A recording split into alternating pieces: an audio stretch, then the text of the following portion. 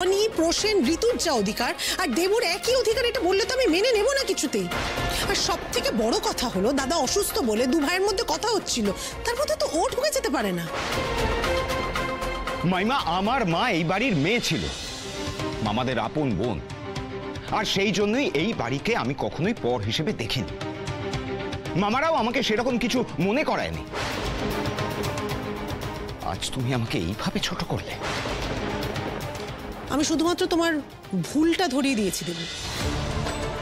দেখো, তুমি এই বাড়িতে তোমার পরিবার নিয়ে আছো, ভালো কথা, কাজকর্ম সামলাচ্ছ, সেটাও ঠিক আছে, কিন্তু তুমি যদি তোমার অধিকার দাবি করো তাহলে তো তোমার ভুলটা আমাকে ধরিয়ে দিতে হবেই দেব। তার মানে দাদা না পারলে তারপর ভাইয়ের অধিকার, আর ভাইও যদি না পারে তাহলে সেক্ষেত্রে অন্য উপায় আছে। কি উপায়? ভাইয়ের সহধর্মিণী আছে দাদা।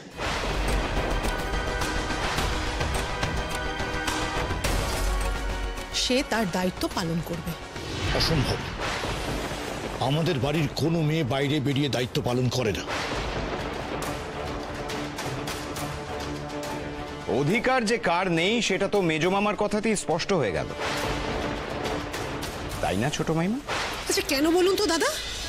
বাড়ির মেয়ে বউরা যদি বাইরে গিয়ে সবকিছু করার ক্ষমতা রাখে তাহলে কেন সেই অধিকার পাবে না? বাড়ির বউ বলে কেন তাকে বঞ্চিত করা হবে দাদা, যোগ্যতা থাকা সত্ত্বেও?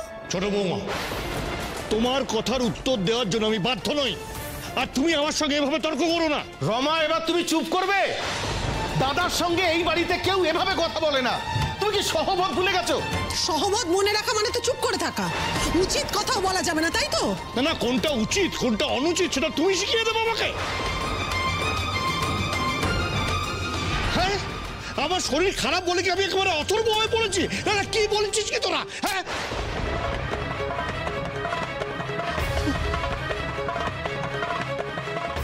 কি অনিজা করবো? তোমার মাথায় পট্টি বাঁধা। দেবী, তোমার হাতও তো কেটে গেছে দেখছি। তোমরা কি কোথাও পড়ে গেছিলে নাকি? না, মানে কাদায় স্লিপ কেটে পড়ে গেছি, তাই একটু চোট লেগেছে। অনি, এক মিনিট। তুই তো বেরোলি মোহিনীর সঙ্গে আর পড়ে গেলি দেবীর সঙ্গে। মোহিনী তো ঠিকই আছে দেখছি। দেবীর বেরোনোর কি দরকার ছিল শুনি? ও না না না, ওই নজরদারি করতে বোধহয় তোমাদের পিছু নিয়েছিল, তাই না? আসলে দেবীর তো অনেকে ওই হাতের মুঠোয় রেখে দেওয়ার অভ্যেস, তাই না? আমাদের কথা বাদ দাও। ঢোকার সময় শুনলাম চিৎকার চেঁচামেচি হচ্ছে। কি হচ্ছেটা কি? ছাড় ওসব ছাড়। তোর তো মাথায় ভালোই চোট লেগেছে। দেবীর হাতে যা, তোরা ঘরে গিয়ে ওষুধপত্র। দেবী, যা, ওকে নিয়ে ঘরে যা।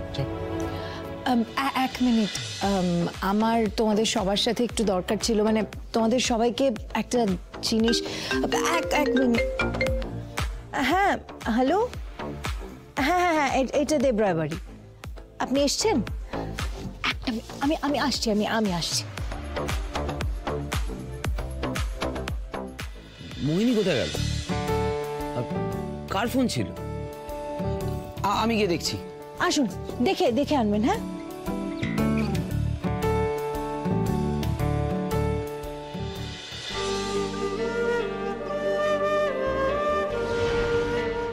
এখন আমাদের সম্পর্কটা পাল্টে গেছে। তুমি আর আমি এখন একে অপরকে ভালোবাসি।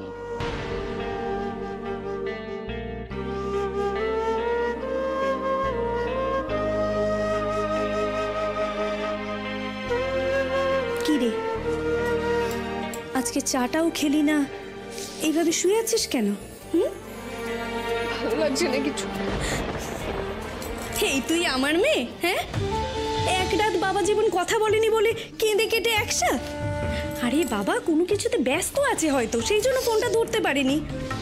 তুই এক কাজ কর, তুই ঘরে বসে চোখের জল নষ্ট না করে যা না, ওই বাড়িতে যা, মুখোমুখি কথা বল, ব্যাস, তাহলে ঝামেলা মিটে গেল। না মা, ওই বাড়িতে গেলে সবাই অসন্তুষ্ট হয়, কথা শোনায়। তাতে আমাদের বই গেল। আরে বাবা, আজ নয় কাল তুই ওই বাড়ির বউ হয়ে যাবে। আজকে কে কি বললো তাতেও তো মাথা ঘামাস না তো। দুদিন পর দেখবি তারাই তোকে বউ বলে বরণ করে ঘরে তুলছে, বুঝেছিস? এখন চোখের জল মোচ মোচ, চাটা খেয়ে আমার সাথে চল।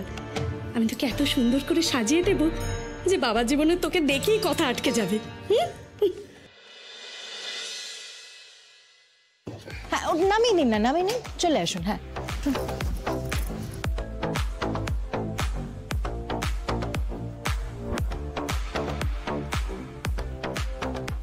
এই যে এটা আপনি রাখুন, আপনার টিপস।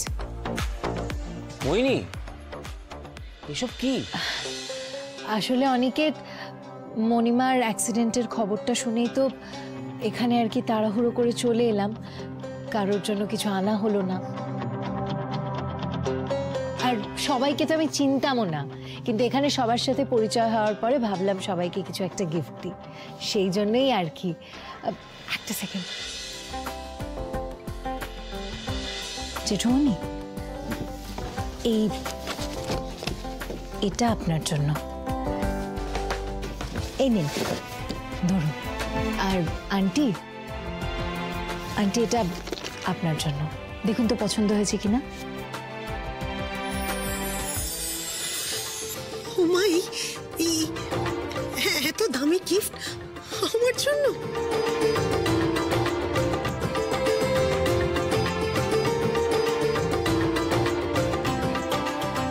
আন্টি, দামের কি আছে, আপনার পছন্দ হয়েছে সেটাতেই আমি খুব খুশি। আপনার ভালো লেগেছে, আমার খুব ভালো লাগছে। শোনো, খুব ভালো লাগছে।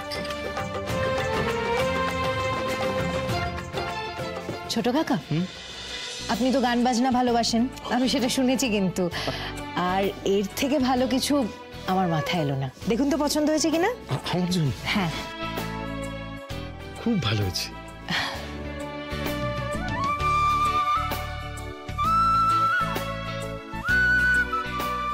এই যে ঋতু, আমি কিন্তু জানি তোমার ব্লগ শুট করার ভীষণ শখ, আর সেই জন্য এই যে ধরো, এই ফোনটা ইউজ করো।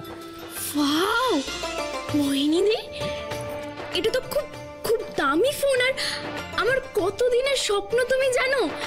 থ্যাংক ইউ সো মাচ মোহিনী দি। আর এটা আপনার জন্য। আর কত হাতে লিখে হিসেব করবেন, এবার ল্যাপটপে হিসেব করবেন আর আপনার সব ডকুমেন্ট সেভও করে রাখতে পারবেন।